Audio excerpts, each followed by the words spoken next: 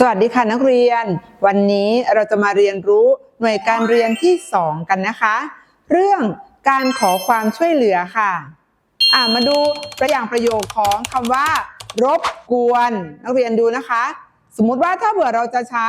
คำว่ารบกวนเราจะต้องใช้อย่างไรนะคะนักเรียนประโยคที่1แม่จะไปตลาดอีกครั้งนะคะแม่จะไปตลาดประโยคที่2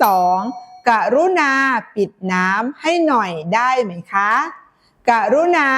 ปิดน้ำให้หน่อยได้ไหมคะ